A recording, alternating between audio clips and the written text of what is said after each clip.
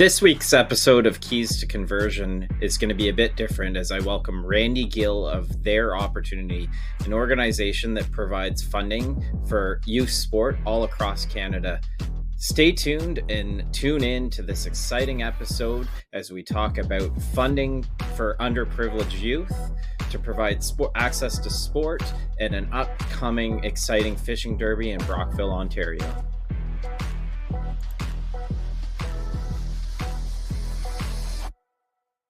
I'm super excited to have you here today. I'm joined by Randy Gill, President and CEO of Their Opportunity. It's an organization that I just learned about through a mutual friend of Randy and mine, and it really resonates to me. So we're just meeting today, literally. So what you don't know about me, Randy, is that sports quite literally saved my life as a kid. You see, as an awkward kid, I have a genetic bone disorder called osteogenesis imperfecta. And I was really searching for like my group, right? My people. And yeah, exactly. Yeah. And so I was super awkward at school and I found golf. And golf saved my life. I worked super hard at it. I became one of the better junior players in my area. I grew up in Thunder Bay. And it just like sports even beyond golf has just provided so much for me. It provided me a career of 20 years in the golf industry. I was a golf professional at various clubs in Ontario. And, you know, I met my wife through curling. So that's another sport that. Hey, love that too. Everything, man. Relationship. Everything, all connected. I owe to sport, right? And I've actually given back to sport through my work. I was involved with Golf in Schools, a group that goes through schools and gives opportunity for kids to learn about golf. And I did the same with curling, Rocks and Rings program. Yeah. And I'm actively involved in an EDI group at a curling club, which is led by one of our members there. So it's, there's just connective tissue all over the place. So just tell us about what Their Opportunity is. Yeah, so thank you for having me on and learning a little bit more about Their Opportunity and what we're trying to do out there throughout all the communities across Canada.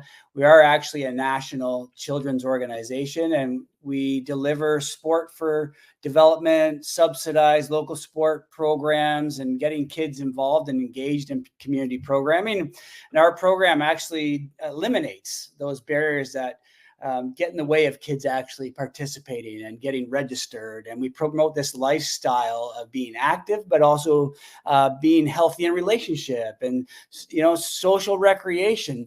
And the unique part about our program at Their Opportunity is that every child that we support has to do a community service project as a way of paying it forward. So it's amazing to watch what these kids are doing. We're, like I said, we are a national charity. So we did start in Ontario here in a couple of small communities. I'm from Brockville, Ontario. I live in the Oshawa area. And what started as just a few families about 15 years ago has now become a national movement. We have about 60,000 kids across the country in our program. Where did the idea take shape? Yeah, really great question. So my life growing up, I was one of those kids that needed support or help, you know, financially and otherwise. And it kept me out of trouble too. I was a wild child, but my family kept allowing me. I didn't realize till I became an adult that there were other people involved in this process of getting this kid through sport. I played everything. I played hockey. I actually played a couple pro hockey games as well, but my whole life was centered around sports, and it really set me on a path that really put me here today. And so I was actually, while I was working with underserviced youth, I was at this conference, and one of the speakers, the last presenter of the day, he's from Las Vegas, and he runs casinos and manages hotels. And he said, I'm a blankety blank American. I won't use bad language on your show here, but get off your blankety blank and do something. Why am I building parks in your neighborhoods? And I'm here with a bunch of, you know, dignitarians, and I'm sitting at tables with, you know, some really important people. And I looked at him and I got offended, but in a good way, a really good offense. So at the end of that conference, I went over to him. I said, Mr. Hill, my name's Randy Gill. I want you to remember my name. And I want you to remember that from this day forward, I'm going to give myself 1 year, and I'm going to start a movement of generosity to give kids opportunities to participate in sport that otherwise couldn't afford to do it. I'm going to do that. Myself and my family are wired to do this. We have to do it. And sure enough, we did it. So 2009, we incorporated. 2010, on Father's Day 2010, we supported our first family, a single father on disability with 4 girls, and we put all 4 of those girls in an aquatics program, and that's how we began. And as they say, the rest is history, 60,000 kids and families later. It's a spark that lit your fire. Yeah, absolutely. And I think that's what we're all called to do, is be that for other people in a good way, just to really iron sharpens iron, as they say, and just to kind of move the dial in our communities to make it a better place to, live, work, and play. And so that's what we do. That's what I do. Yeah. That's what I am. Let me jump on that and just tell us the scope of how communities get involved with the events and everything that you've got created. So typically we'll go to communities where we're welcomed and where there's a bit of a base to work with. And so whatever community that might be, Brockville, Kingston, Calgary, Edmonton. Actually, today we started a new program in Edmonton with one of our pro soccer players. So that's pretty awesome. So when we're welcome to these communities, we'll come make sure there's some funding there, because wherever we raise our funds, that's where it stays, and that there's a good base of volunteers. We have hundreds of volunteers now all over the country, but it's usually through word of mouth, or one family heard about something from another community, or municipalities share what they're doing with their opportunity. We do some awesome municipality programs with the city of Ottawa and all the other municipalities all across the country, so that they want us to be there. We want to make sure it's sustainable, and then we'll go and we'll drop some really unique sport for development programming. We're talking about, mental health and wellness programs, physical literacy programs. But for us, the number one key for us is that one child. I would say success for us is when one child reaches out for support, their family reaches out for support, and they actually go and register and participate. That's a win for me. Right. Yeah, that's where everything's driving back to. Mm-hmm. Yeah. So you're talking about the 1 or 2 child from swimming. Talk about from that starting point to where you are today, and what it took to, as we refer to in my industry, is scale to where you are today. Yeah, that's always the hardest thing, is scaling, isn't it?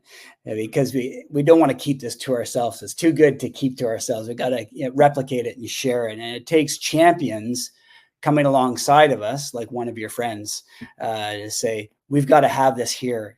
Can you help us do this or do that? And so, what started with 4 girls in an aquatics program, now, like I said, 60,000 plus kids participate in everything from dance to hockey to these special development programs, school programming.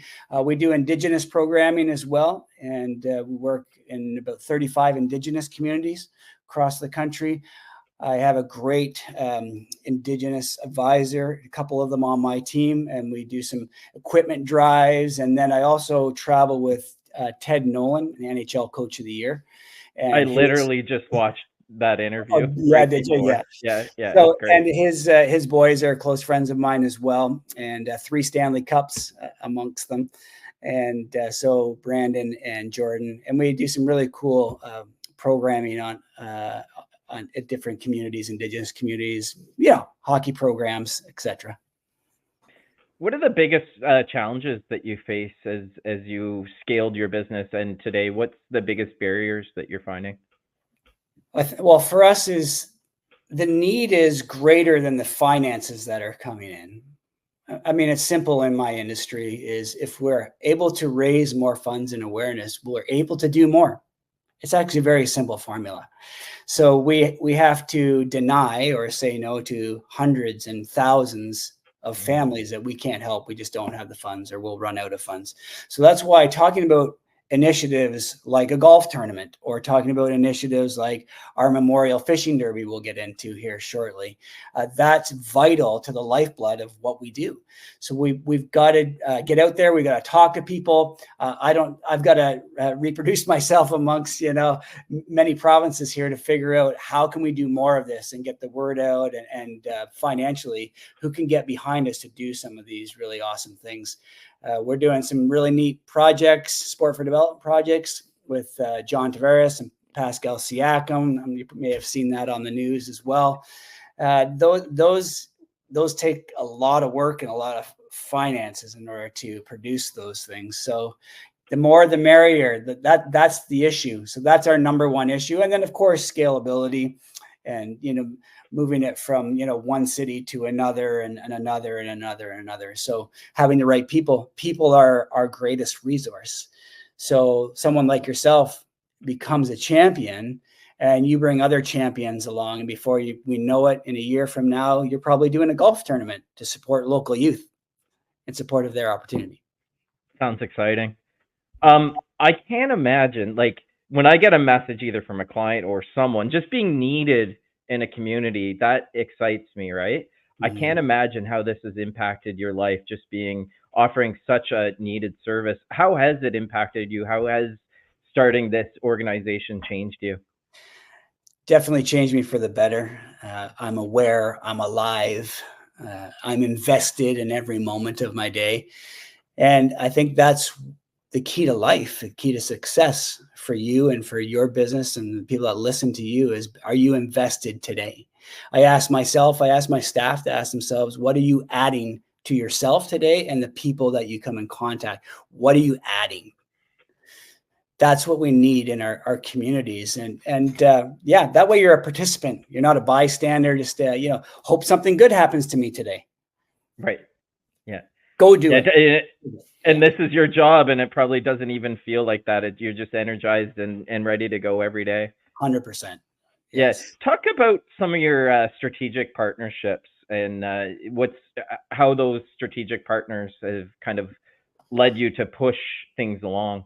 Yeah, like some of our real important strategic partners are some of those pro athletes, some of those pro clubs like the Ottawa Senators, who you're close to there. They'll come alongside of us and see what we're doing and say, we want to be a part of that, and invite us to be, involved in this or that. And we want to get behind you to do more programming here in our neighborhoods.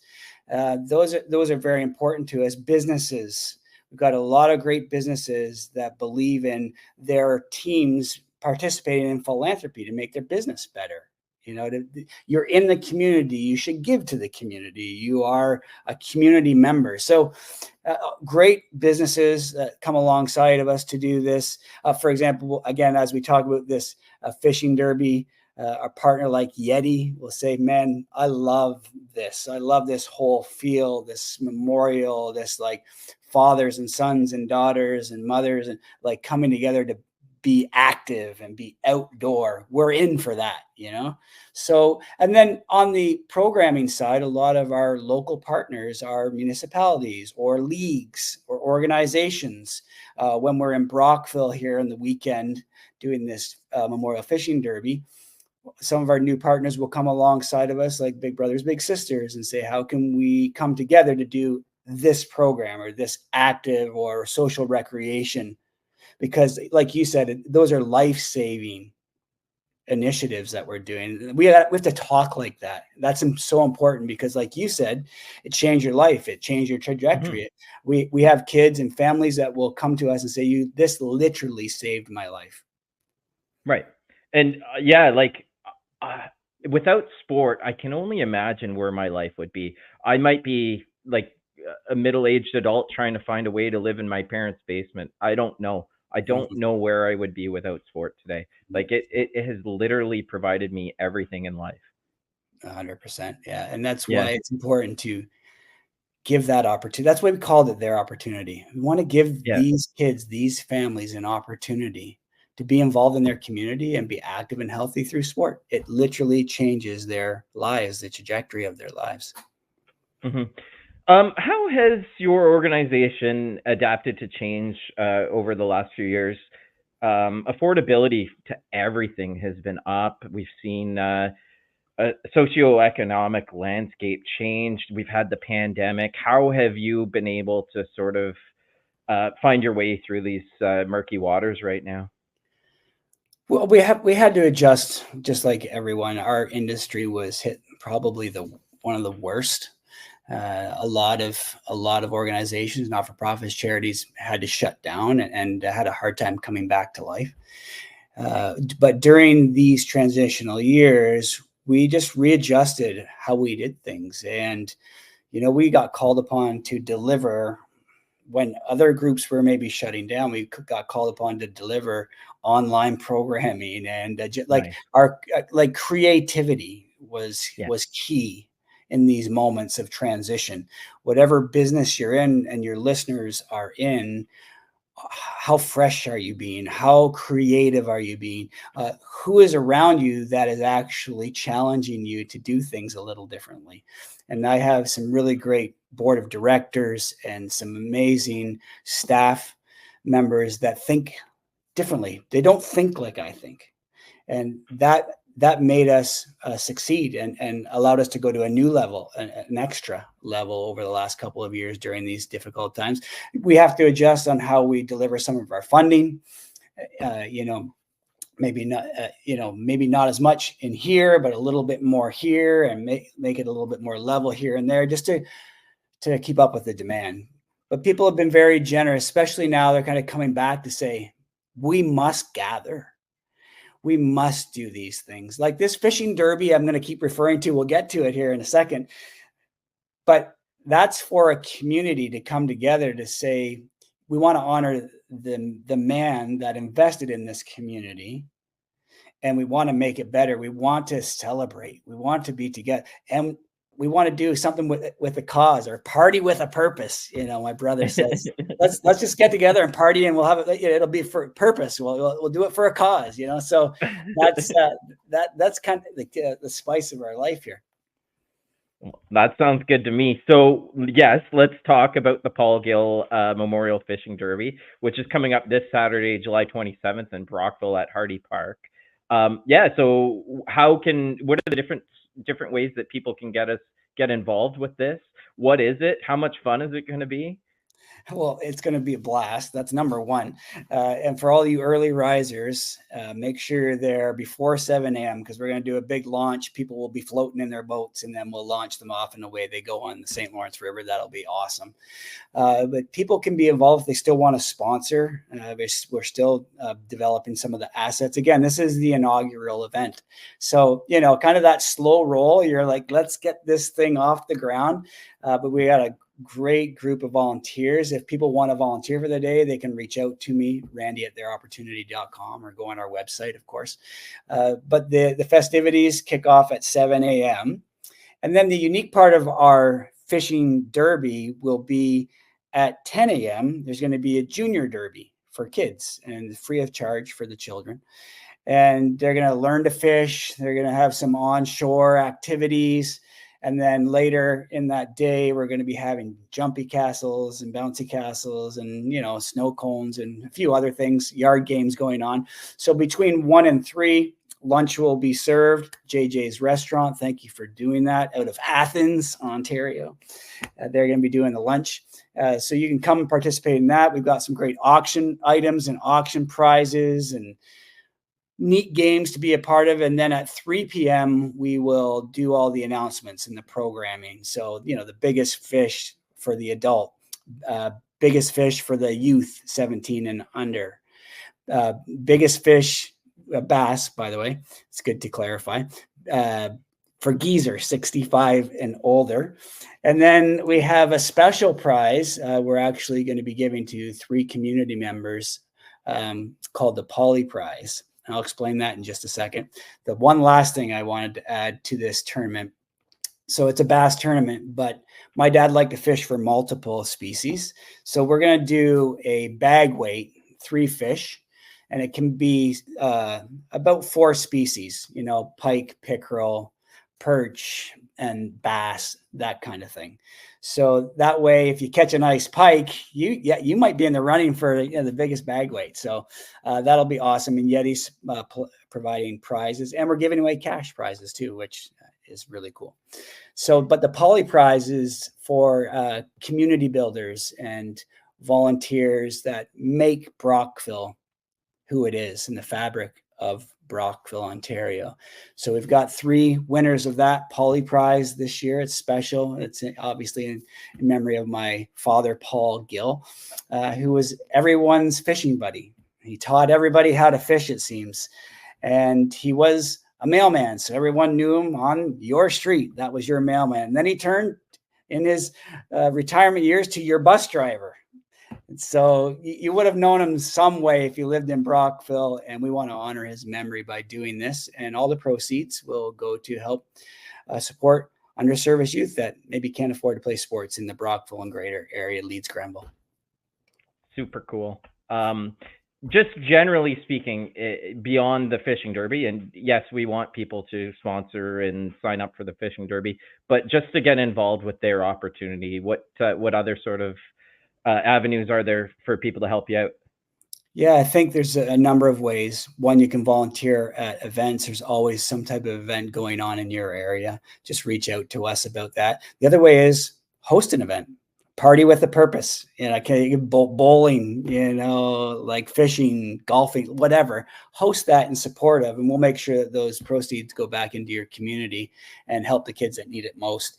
So those are probably the biggest ways. If you run a business and you want your business to be a little bit more engaged in philanthropy and love the idea of helping youth find their way through sport and into your community, giving back, great way for your businesses to be involved. Super cool. The other thing that I noticed in one of your interviews, are you also doing consulting work? Yes. Yeah. Yeah. What sort of businesses are you targeting for consulting?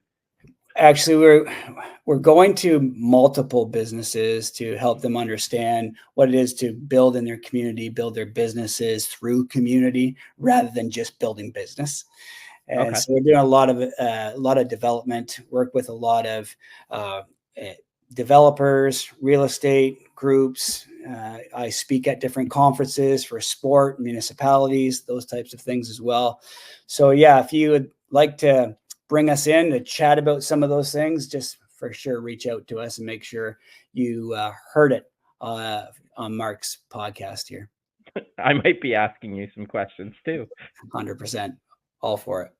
Yeah. So real estate end, how do you help our businesses? I think by connecting you to people and learning the process of what real community and relationship is. And I talk about relationships as it relates to poker and some of those things in which you will be dealt or deal out, and what it is to build up your hand in community relationships. And I think that's important to building business, especially in real estate, so that you're seen as that individual or that group of people that actually are invested in your community. A lot of people in your business will say, can we support their opportunity on every sale and put something on a sign? Absolutely. We can make anything work for you that will be more attractive to the community and the folks looking to do business with you. Yeah. Awesome. Well, Randy, it's super exciting to have had you on today. This is kind of out of what I have really been focusing on my podcast. It's kind of a one-off thing, but your energy, man, like it's coming through clear, and you're passionate about what you're doing, and how couldn't you be? Like it's such a great organization that you're with.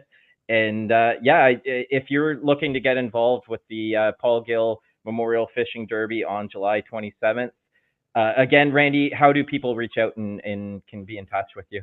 So why don't they go to paulgillderby.com, and that way, this is what we're talking about today. And then they can reach out to us from there. Mark, love to have you there. If you have a boat, bring it. If you don't, still come and be on site. We'd love to have you be a part of it. And, bring bring friends. The more, the merrier. We're going to eventually turn this into a festival. So this year, fun family games, derby, and then I think as we grow it, it'll become something special. So I want you to be in on the ground with us, please, Mark. So be there on Saturday. Okay, you got it. I guess I know what I'm doing on Saturday, and I invite everyone else to be with me in Brockville. And I want to thank Randy for being on my little show here today. Really appreciate it.